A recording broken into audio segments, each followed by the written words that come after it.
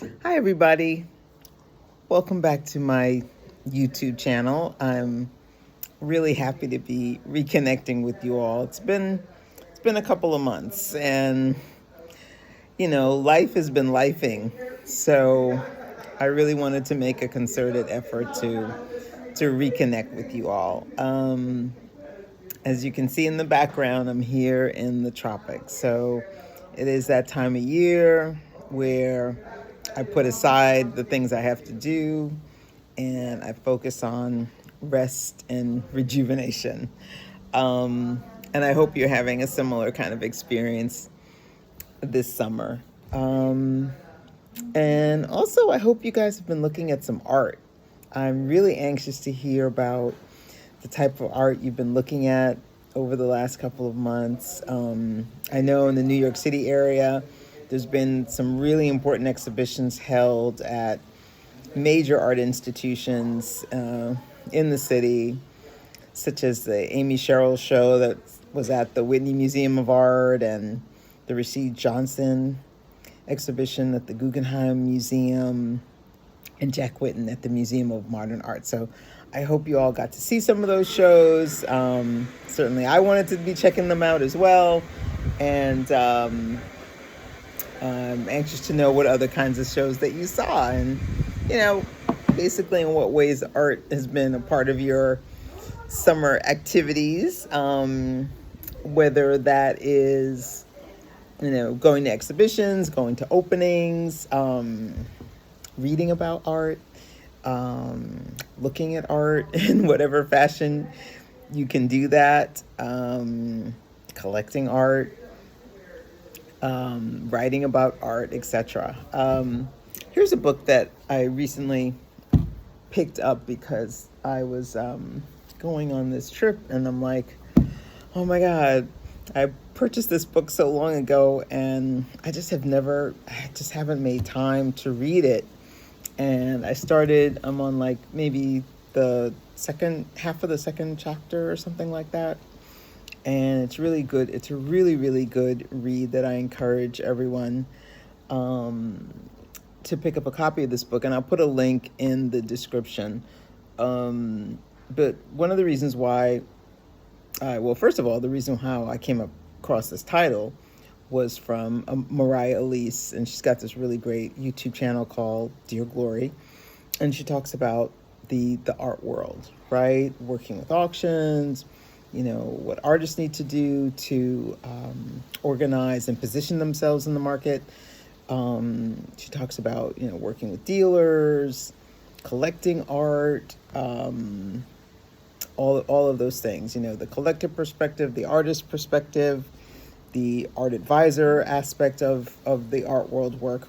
She does really a comprehensive overview of the art world system and, the benefits and the drawbacks, things that you need to be made aware of when purchasing.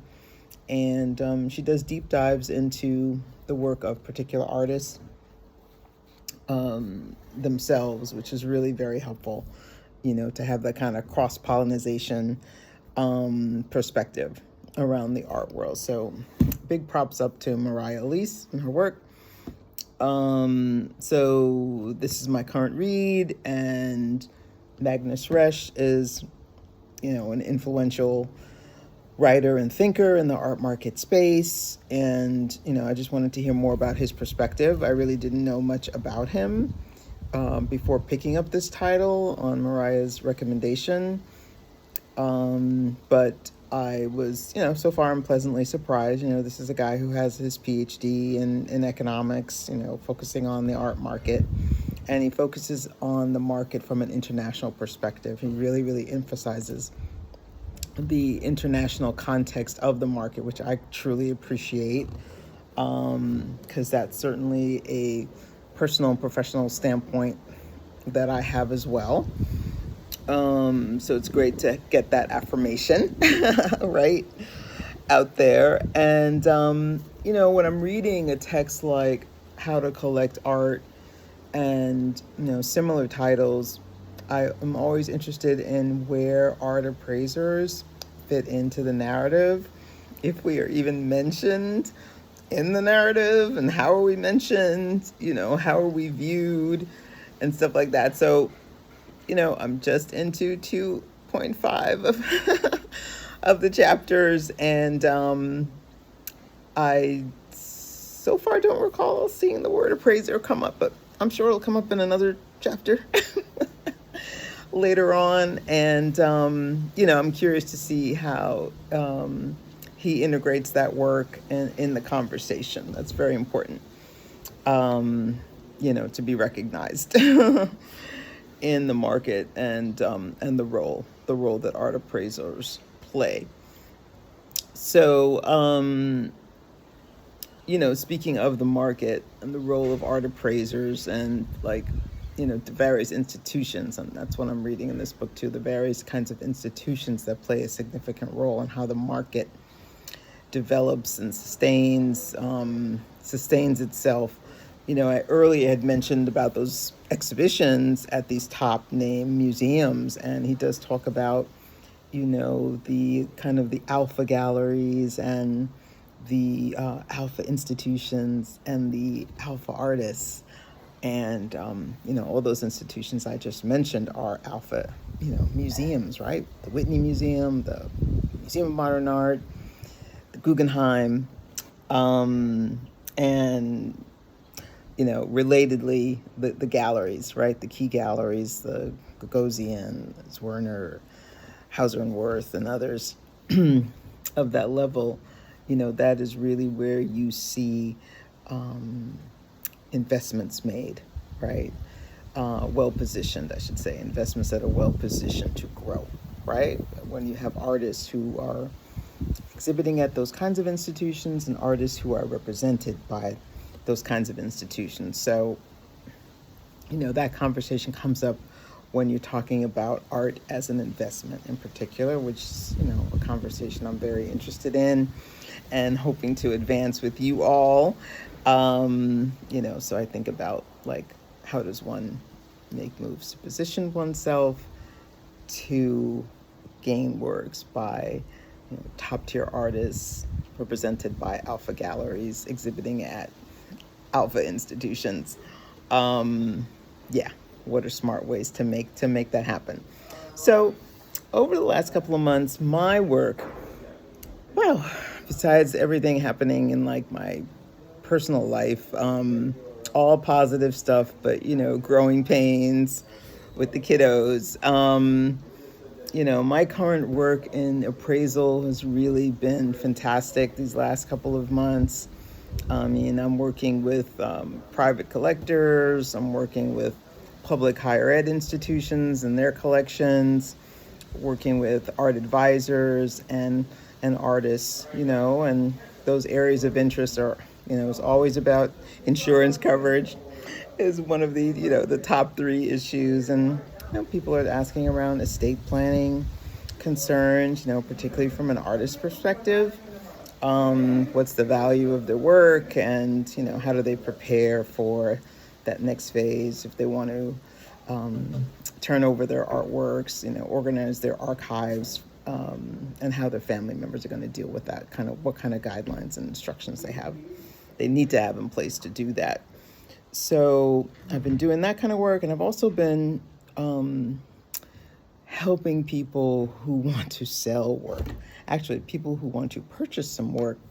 I'm also doing some deep dives in research and contacting collectors to find out if they're interested in parting with some of these works that collectors are looking for, but also people who want to let go of precious treasures, maybe not something that they actually, purchased and looked for themselves and added to their collection purposefully, but something that's been handed down to them after the death of a loved one, a parent, or another family member. And, some of these items are, freshly put into their hands for an unfortunate recent passing, or they are items that have been hanging around the house for a couple of decades. And that client is kind of finally wanting to organize themselves and clear out things, right? Clear out things, clear out the clutter. But the clutter in the sense of, wanting to pass that object on to someone who can better appreciate it, right? And there's no shame in that game at all. So I've been doing outreach to auction houses and seeing if I can find a fit for that object where it can be sold and the kind of market price we can expect to get from it. So if that's, those kinds of services are of interest to you, please be in touch with me and let me know what you have. And, let's have a conversation about trying to move that object through where you are into the hands of another collector who will treasure it and, honor it and benefit from having it as part of their collection, and something that they can aesthetically be appreciative of for years and decades to come. So another thing that I've been working on, which through my art appraisal work, and also as I'm doing these kind of auction service works as well, and I'm an issue I've touched upon in a recent blog, which I'll put a link to also in the description, is issues of the care, the art of the art care, right? And this is tied to condition. Condition, among other items in the kind of appraisal lexicon, right, that addresses value, is a really, really important aspect around, coming up with valuations for items. And, I cannot emphasize strongly enough how important it is to keep a very good condition of the artwork, because condition impacts value, right? So, you just don't want your items in environments and spaces around the house where they can be susceptible to smoke, susceptible to heat, susceptible to, bugs, right? Susceptible to wetness in any form, right? Around them. So you really want to be mindful of where you place the works, how the works are framed, that they are prepared with archival materials to support them for long-term sustainability. So I recommend you to take a look at the first installment of a series of articles that I'm posting on condition. You should definitely be subscribed to my blog. I put out an article. Right now it's been seasonal, but I'm looking to do more of these kinds of series over the course of the year. So that is to say that, you're not going to be overly bombarded with a lot of articles from me on my blog, but I do intend to do some more writing around those kind of points around valuation that collectors should be aware of when it comes to collection management issues, right? Because it's, one thing when you get the item and, you're jazzed and you framed it and it gets up on the wall and it's like, okay, the rush the rush around the acquisition and all that is now over. And now you're kind of vibing with it in your space, feeling patches up on the back, right? You got your prized possession. But what's next? What's next, right? So definitely keeping up its condition is a part of the what's next. And also, ways you may think about circulating it, having that artwork in different exhibitions, adding to its value, maybe a what's next. But, there's more. There's more.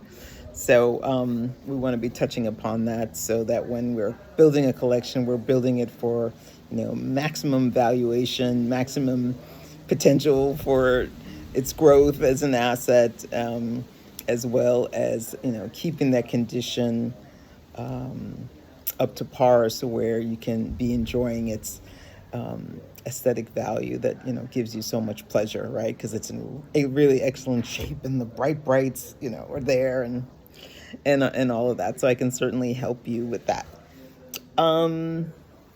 So that's kind of all I wanted to cover in this short video and in my catch-up video with you all. I do really want to hear about what you've been up to in your engagement with art, appreciating art,